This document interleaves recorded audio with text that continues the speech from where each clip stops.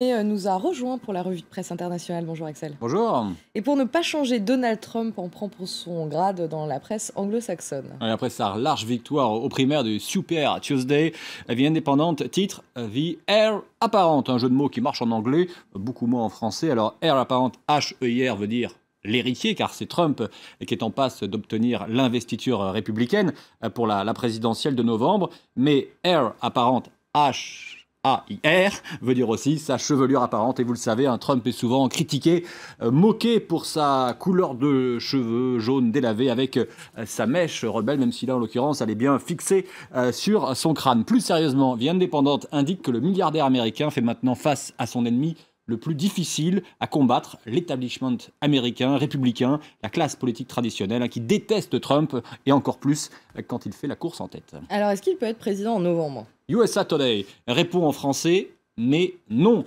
expliquant que plusieurs candidats qui lui ressemblent en Europe n'ont pas réussi à passer le test des urnes. USA Today cite Marine Le Pen pour la France et donne aussi les exemples de partis de droite radicales au Danemark, en Suède ou encore en Grèce. Le ministre français de l'économie provoque une polémique en Grande-Bretagne. En cas de sortie du Royaume-Uni de l'Union européenne, le fameux Brexit, la France cesserait de retenir les migrants à Calais. Un avertissement d'Emmanuel Macron dans le Financial Times ce matin, alors que se tient aujourd'hui un sommet franco-britannique qui va réunir le président François Hollande et le Premier ministre David Cameron. Par ailleurs, Macron, en cas de Brexit, et c'est toujours dans la presse anglaise, ce matin, inciterait les banquiers à quitter la place londonienne, Londres, dont le maire, Boris Johnson, milite pour la sortie de l'Union européenne et qui, en 2012, parlait à propos de la France de tyrannie fiscale. Ahmed Al-Faki, ce nom ne vous dit peut-être rien, et pourtant. Oui, et pourtant, il est le premier djihadiste à comparaître depuis mercredi devant la Cour pénale internationale pour destruction du patrimoine culturel. Les juges doivent déterminer si les preuves sont suffisantes pour ouvrir un procès. Voici comment en parle le pays quotidien du Burkina Faso, État voisin du Mali, où Ahmed Al-Faki a sévi. Cet homme est un ancien membre d'Ansardine, l'un des nombreux groupes islamistes armés qui ont semé la terreur au Nord Mali pendant l'occupation djihadiste de 2012. À la tête de la brigade dite des Meurs, Ahmed Al-Faki est soupçonné d'avoir orchestré la destruction à Tombouctou de plusieurs édifices religieux, sacrés, vieux de plusieurs siècles, ces édifices religieux. S'attaquer à la culture d'un peuple, c'est s'attaquer à son âme et à ses racines, écrit le journal Le Pays dans un édito.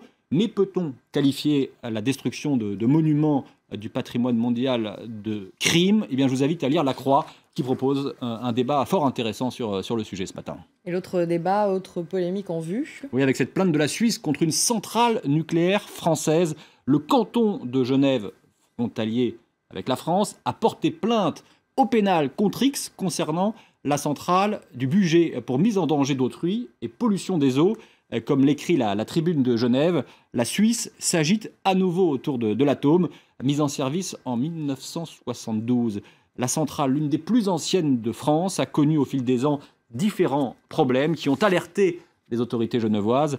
L'un des réacteurs est ainsi à l'arrêt depuis 6 mois en raison d'un défaut d'étanchéité dans l'enceinte de confinement. Et surtout, EDF, Électricité de France, veut construire sur le site un entrepôt pour stocker 2000 tonnes de déchets radioactifs.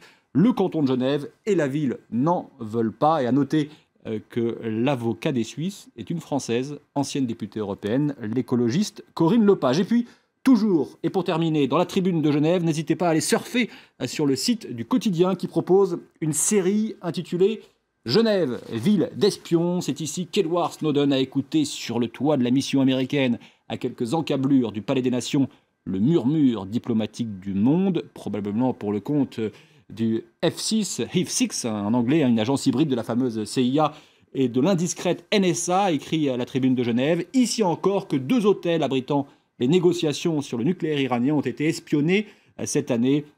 La Suisse, un terrain neutre, mais qui est aussi le lieu où chaque service d'espionnage peut collecter du renseignement par tous les moyens. À bord du lac Léman se côtoient en effet des représentants de tous les pays du monde, les humanitaires des plus grosses agences des Nations Unies et d'ONG. À lire donc ce dossier là aussi passionnant dans la Tribune de Genève sur le site internet, un dossier avec des clics, du bruit, etc., etc.